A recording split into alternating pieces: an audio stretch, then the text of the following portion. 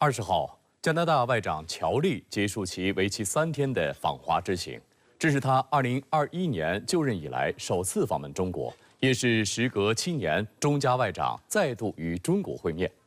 乔丽表示，希望能以务实的外交策略重新开启与北京的沟通渠道。王毅则表示，双方应回归初心，为两国关系恢复正常注入动能。19号，中共中央政治局委员、外交部长王毅在北京同加拿大外长乔丽举行会谈。王毅说，这些年中加关系经历了困难和曲折，这不是中方愿意看到的，也需要加方认真反思。中加之间不存在根本利害冲突，两国人民有着悠久的友好交往。中加关系曾长期走在中国同西方国家关系前列，双方有着广泛共同利益和互补优势。中方重视加方多次表示愿意本着积极、务实、建设性的态度对待和推进双边关系，双方应以客观理性的认知看待对方。王毅表示，明年是中加建立战略伙伴关系20周年，双方应回归初心，思考过往，把握正确方向，从历史中吸取经验教训，切实恪守建交承诺，为两国关系恢复正常注入动能。中国共产党20届3中全会刚刚胜利闭幕，中国将聚焦进一步全面深化改革，推进中国式现代化，坚持走和平发展道路。中国构建高水平社会主义市场经济体制，将为包括加拿大在内的世界各国带来新的发展机遇。双方要继续发挥经贸合作的重要引擎作用，探讨开展各领域对话合作。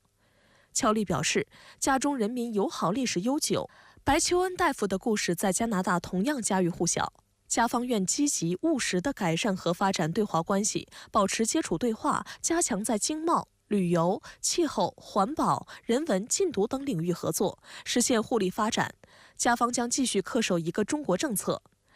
王毅说，今年是和平共处5项原则发表70周年，不干涉内政是其中的重要内容，也是中国一以贯之的外交政策和实践。加方应采取实际行动，便利两国人员往来，维护好人文交流纽带，改善两国民意基础。台湾、涉藏、涉疆、涉港等问题都是中国内政，不容外部干涉。加拿大外交部在新闻稿中提到，双方同意保持沟通渠道畅通，并商议定期举行部长级会谈，讨论包括贸易、安全与和平在内的一系列议题。会谈后，乔丽还在其个人社交媒体平台以英法2种语言发帖称，会谈富有建设性和成效。加拿大主流媒体对乔丽这次北京之行也进行了积极正面的报道。Certainly, the fact that Canada is having this meeting with China is, to some, a good sign. After the relationship between Canada and China, Andrew, soured so badly over the last couple of years, Canada's Foreign Affairs Minister Melanie Joly and China's Foreign Affairs Minister Wang Yi on the ground in China. They've met previously as recently as in February in Germany, but this is the first time Canada's Foreign Affairs Minister is going on the ground in China, meeting with her counterpart Wang Yi. 加拿大《环球邮报》称，乔丽访华试图重新开启与北京的沟通渠道。法新社认为，加拿大外长带着弥合分歧的任务前往北京，他期间呼吁与中国保持稳定的关系。一些媒体还回顾了中加关系从稳定到紧张恶化，再到加方寻求解套的历史。2017年，时任加拿大外长弗里兰和总理特鲁多相继访华，双方当时准备宣布正式启动自由贸易协定谈判，但2018年孟晚舟事件发生后，中加关系跌至冰点。特鲁多政府紧跟美国论调，出台加拿大版印太战略，大肆炒作所谓中国威胁。今年2月，王毅在德国出席慕安会期间应邀会见乔丽，随后两国关系出现向好趋势。4月，加拿大副外长莫里森访华。5月底，新任中国驻加拿大大使王迪抵加履职。中加两国自2018年孟晚舟事件和2个麦克事件，导致两国关系陷入低谷。后来出现了所谓外国干预选举、加中相互驱逐外交官、所谓中国警务战等问题，导致两国关系不够稳定。以这次加拿大外长访华为标志现在两国关系开始走出低谷，关系回暖的趋势比较明显。未来加拿大其他的政府官员可能会陆续访华。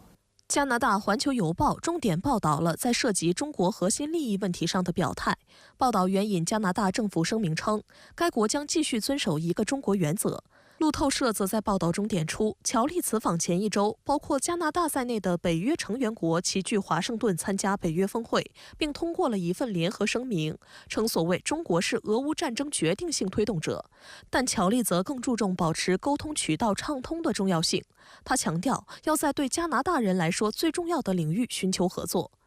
观察指，尽管在安全层面，加拿大与北约保持战略一致，但在外交与经贸层面，加拿大希望以务实态度与中国发展牢固稳定的双边关系。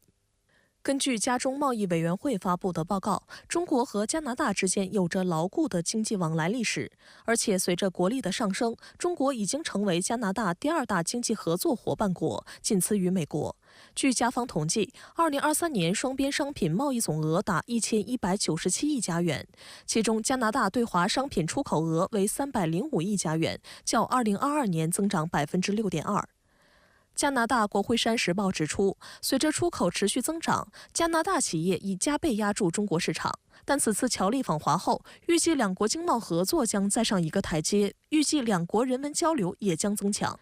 加拿大舆论对中方将该国列入144小时免签名单表示欢迎。Two sides would look at ways to further improve